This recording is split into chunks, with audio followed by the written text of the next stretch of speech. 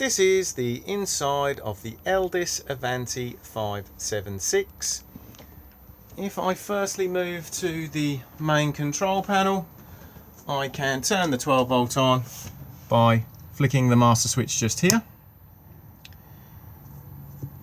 The voltage of the leisure battery will then be displayed up here, and you will also see all of the lights have come on.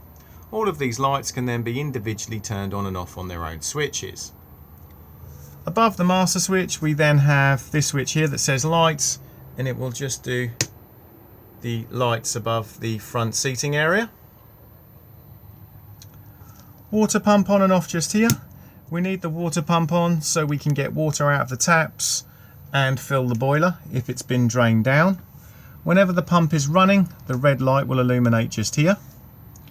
And then lastly, just down here we have awning light on and awning light off. If I now move across to the controls for the whale heating and hot water, you'll see this top control panel just here is for the water heater, and we have two switches, one being for mains electricity and the other for gas. So if we want to heat hot water on main supply, we come to this rocker switch. If I now flick it up, you'll see we have a single wavy line just here, and we will now be heating hot water using about 1 kilowatt. If I flick it down, we are then heating hot water using about 2 kilowatts. These two settings are very handy because if you're on a low amp site, you want to use a lower kilowattage to try and avoid tripping. If we don't have main supply connected, we can heat the hot water on gas, and all we need to do is just flick it down to the little picture of the flame, and when it's lit, a green light will appear. If it fails to light, a red light will begin to flash to let you know. You can also get a red flashing light if you're trying to run the system on main supply and you don't have any mains connected. The way it flashes is a bit like Morse code, and in the manual it'll let you know what the problem is.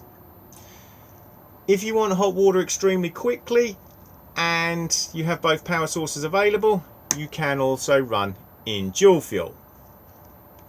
If I now turn everything back off again and continue to explain about the red flashing light, once you know what the problem is, if it is something that can be easily rectified, once you've rectified it, you will need to reset the control panel. And if it's a main supply issue, you will need to come to the main switch just here and turn it on and off. But you cannot do it slowly, as it will not reset it. You do need to do it quite aggressively until the red light disappears. If it's a gas issue, same again, just on and off very quickly until the red light disappears. If we now move to the controls for the heating, you'll see this side here is literally for setting the temperature, and then we have this side here to select the power source. So if we flick it across one to the right to this little picture of a fan, this is literally just a circulation fan on without any heat. And then if we flick it across again to the right, we then have the little picture of the flame, and again this is for gas. And again, no differently than for the boiler, once it's running, a green light will appear. If I now return back to off, and if we then turn to the left, we have wavy lines again, which is main supply. So we have main supply at about 500 watts, 1 kilowatt and 2 kilowatts. So again, just dependent on the ampage of the site you're on. And then lastly, just down here, we again have dual fuel. So if you want to get your heating up to temperature very quickly and you have both power sources available, you can run on the gas and the main supply. Same applies again if it fails to light on gas, or if there's a power issue, red flashing light will appear. And again, just look in the manual and see what it's telling you. And to reset it, just flick it backwards and forwards until the red light goes out.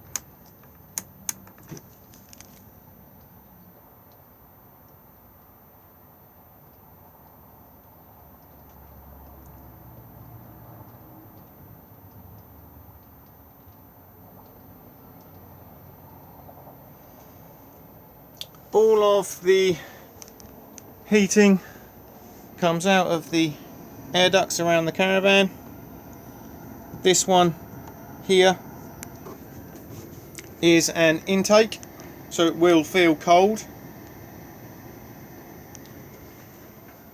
If I now come to the bench seat just here and remove the cushions, you will see we have storage beneath.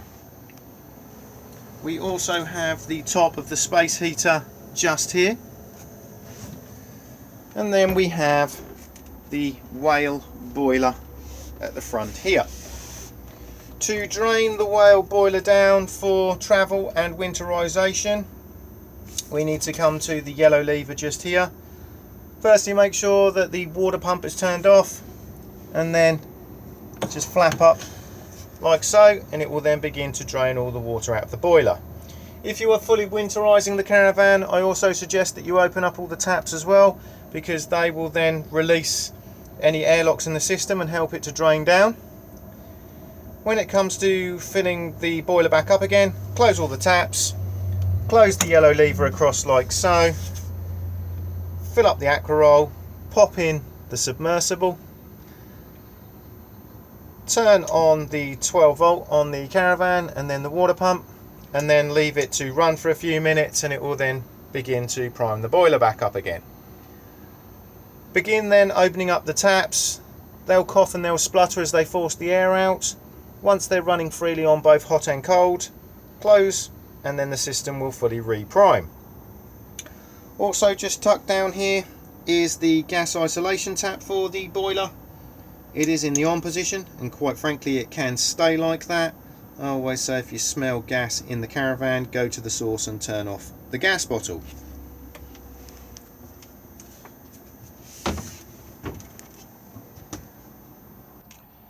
If we now move across to the other bench seat, we have again storage beneath. We also have the control board for the motor mover just there. If it is having problems, you can reset it by taking the aerial and then just plugging it in the reset hole just there. We have the back of the battery box just here, and we can see the main 25 amp fuse for the battery. We then have the top of the consumer unit just here. The battery charger sits on the top here, so do make sure that it is well ventilated to avoid it overheating. If I now drop the front down, we can then see the front of the consumer unit just here. So we have the mains trip switches just here, the individual MCBs, and they're all just labelled up. We then have the main RCD and the test button just there. So if anything's not working on main supply, just check to see if you've tripped. Beneath that are the 12 volt fuses, and again, if anything's not working on 12 volt, just check to see if you have blown a fuse.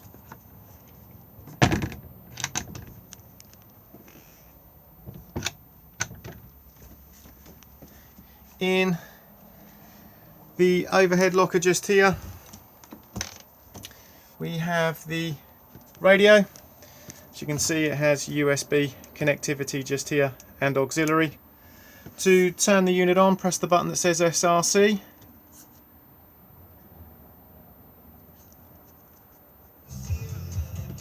Volume control just here. Easy graphic equalizer just here.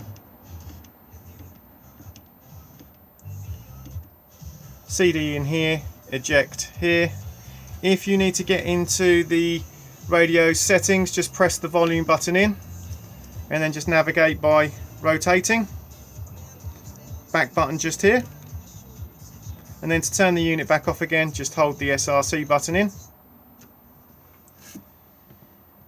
The television aerial on the roof does not need anything doing to it. It actually looks like a Bee Sting car aerial.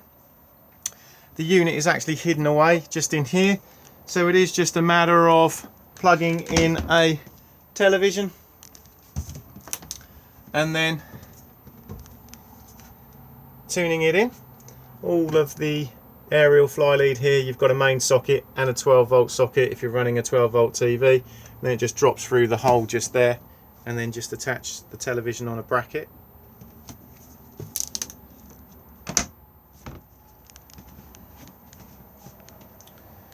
Next we have the Dometic fridge, on and off just here. Then we have main supply just here. If we don't have main supply connected, we can run on the gas. This will automatically attempt to light itself. If it fails to light, it will again begin to beep at you and you'll get a red flashing light here. If you press this button, it will attempt to light again.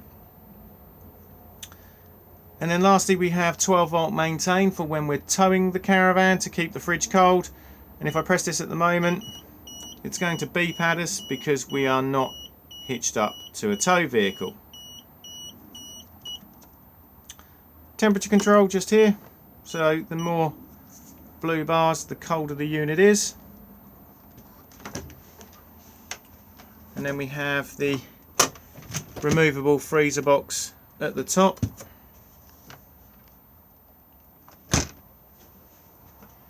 Microwave just up here. This will work when hooked up to mains electricity. Do make sure that the contents is removed for travel. It is plugged in just up here with the isolator switch.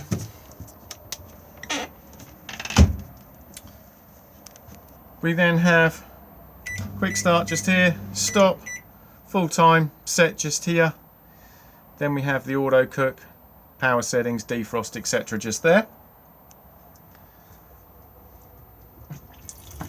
Sink.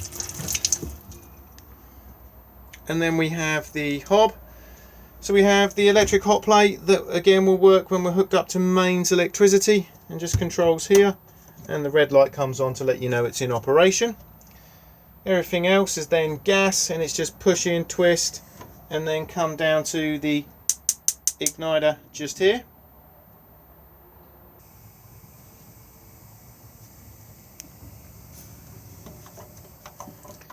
Beneath that is then the grill, and just come to this part here. Sorry, this part here, push it in, and again press the igniter.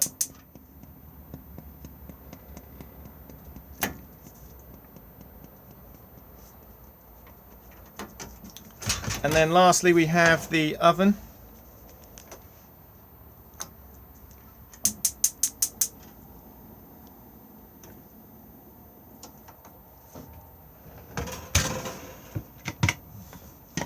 Storage beneath the oven. There is another switch underneath there, which is the isolator for the hot plate, and again more gas isolation taps.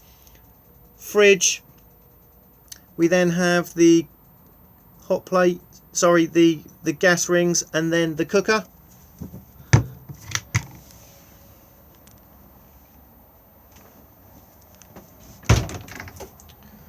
Wardrobe just here.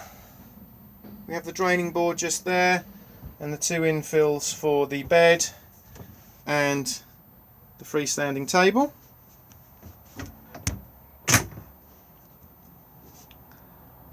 Bunk beds just here. Plenty of storage beneath. And we then have a main socket, and again TV plug-in point just there as well.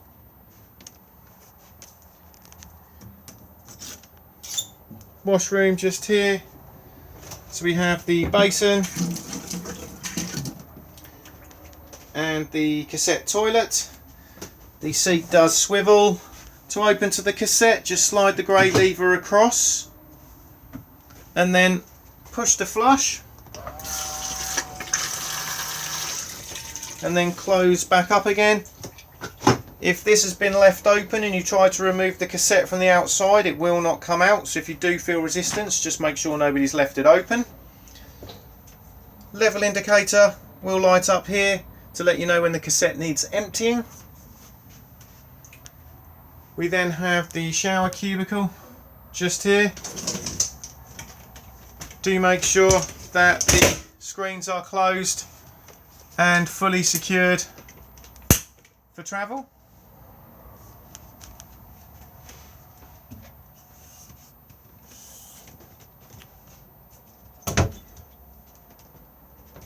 The front bed here can either be 2 singles or a double. To make the double, you can either just pull this section out here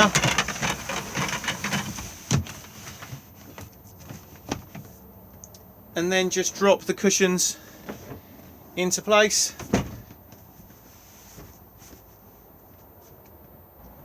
Like so. Or alternatively, you can remove the chest of drawers just there and then have an extremely large double. Just remove the straps and then you can then lift off, and then as you can see you can have a very large double.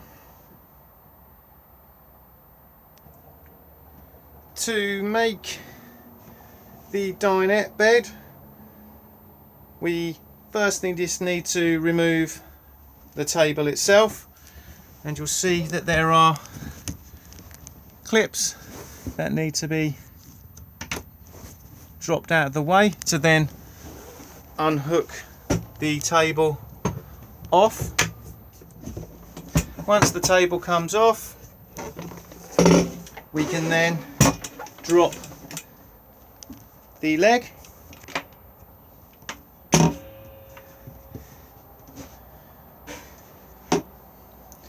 If we now lift up these sections just here,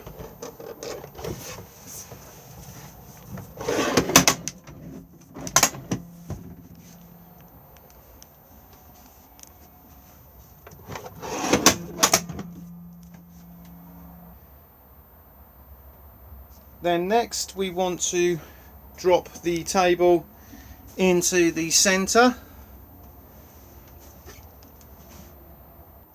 So it's then sitting like this. If I now